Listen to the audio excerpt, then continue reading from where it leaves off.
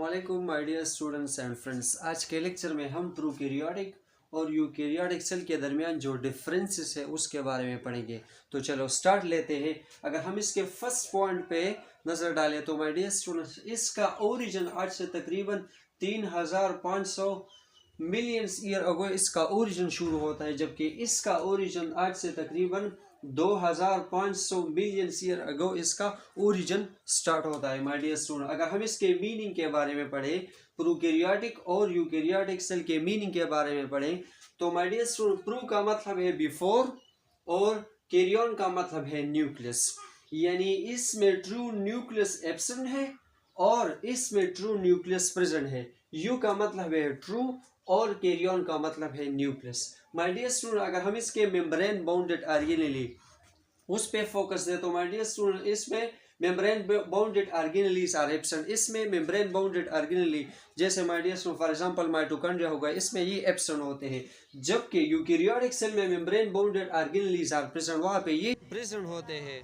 My dear students, अगर हम इसके राइबोसोम के बारे में पढ़े तो माय डियर स्टूडेंट्स, मैंने आपको पढ़ाया था कि ribosomes are two types basically.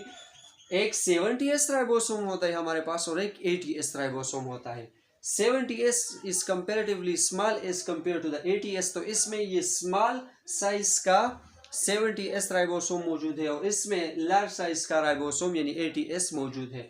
My dears, अगर हम इसके रिस्पायरेशन की बात करें तो इसमें respiration take place through mesosome. Mesosome के जरिए ये रिस्पायरेशन का प्रोसेस करता है, जबकि इसमें respiration takes place through mitochondria. यहाँ पे माइटोकॉन्ड्रिया के थ्रू रिस्पायरेशन होता है। अगर हम इसके सेल वॉल पे फोकस दे दें कि इसके सेल वॉल का कंपोजिशन आखिर है क्या चीज़, तो their cell wall is made up of murein. इसका सेल वॉल किस चीज़ से बना है? म्यूरिन से। जबकि इसका सेल वॉल किस चीज़ से बना है? काइटिन से और सेलुलोज से। या बात स्टूडेंट इसको चाइटिन या जो भी है वट एवर जो भी है, लेकिन इसका सेल वॉल काइटिन और सेलुलोज से बना होता है, जबकि इसका सेल वॉल म्यूरिन से बना होता है। अगर हम इसमें माय डियर स्टूडेंट माइटोसिस का प्रोसेस देखें तो प्रोकैरियोटिक सेल में माइटोसिस एब्सेंट है और यानी माइटोसिस प्रोकैरियोटिक सेल में नहीं होता, जबकि यूकैरियोटिक सेल में माइटोसिस होता है। अगर हम इसमें साइटोस्केलेटन की बात करें तो cytoskeletons are absent in prokaryote while cytoskeleton are present in eukaryotic cell. My dear student, अगर हम इसके स्पिंडल फाइबर पे फोकस दें तो spindle fibre formation can not take place. इसमें स्पिंडल फाइबर की फॉर्मेशन नहीं होती, जबकि इसमें स्पिंडल फाइबर की फॉर्मेशन होती है। अगर हम इसमें न्यूक्लियर मेम्ब्रेन पे फोकस दें कि लेट्स सपोज इसमें डीएनए मौजूद है तो इसके सराउंड न्यूक्लियर मेम्ब्रेन मौजूद होगा या नहीं होगा। तो माय डियर स्टूडेंट, इसके यानी प्रोकैरियोटिक में इसमें चूंकि न्यूक्लियस नहीं होता ट्रू न्यूक्लियस, तो इसमें ऑटोमेटिकली न्यूक्लियर मेम्ब्रेन भी नहीं होगा। मतलब कि जब इसमें डीएनए मौजूद होगा तो इसी डीएनए के सराउंड पे न्यूक्लियर मेम्ब्रेन नहीं होगा माय डियर स्टूडेंट्स। और अगर हम इस पे फोकस दें तो the DNA is surrounded by nuclear membrane. Let's suppose मेरे पास डीएनए है, डीएनए इसी डीएनए से न्यूक्लियर मेम्ब्रेन सराउंडेड होगा। Nuclear membrane is surrounded by DNA my dear student. अगर हम इसके एग्जांपल्स देखें एग्जांपल, तो इसका एग्जांपल है बैक्टीरिया सेल और सायानोबैक्टीरिया, जबकि इसका एग्जांपल है animal cell, plant cell, protista और फंजाई। अब हम इसके स्ट्रक्चर के बारे में देखते हैं, तो चलो इसके स्ट्रक्चर पे फोकस देते हैं माय डियर।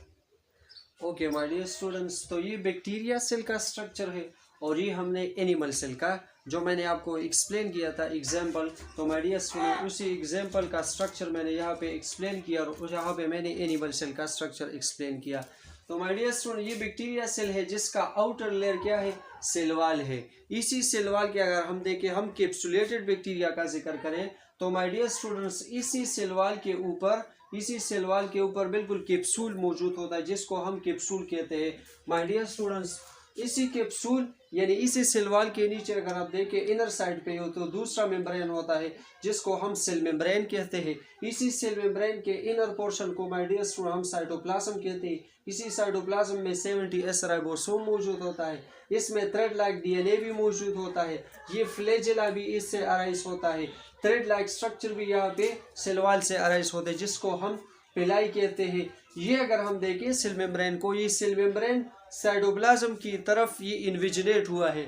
इस रीजन को हम मीजोसोम कहते हैं, जो मैंने आपको एक्सप्लेन किया था कि इसी मीजोसोम के जरिए ये प्रोसेस ऑफ रिस्पायरेशन करता है। अगर हम एनिमल सेल का जिक्र करें तो माय डियर स्टूडेंट्स, इसका आउटर मेम्ब्रेन है सेल मेम्ब्रेन, फिर इसके सेंटर में न्यूक्लियस है। इसी न्यूक्लियस और सेल मेम्ब्रेन के दरमियान जो फ्लूइड लाइक स्ट्रक्चर है, इसको हम साइटोप्लाज्म कहते हैं। इसमें स्पेंडल फाइबर्स भी मौजूद होते हैं, गोल्जी बॉडी और एंडोप्लाज्मिक रेटिकुलम और mitochondria. So that's all about bacteria, prokaryotes and eukaryotes. Thanks a lot.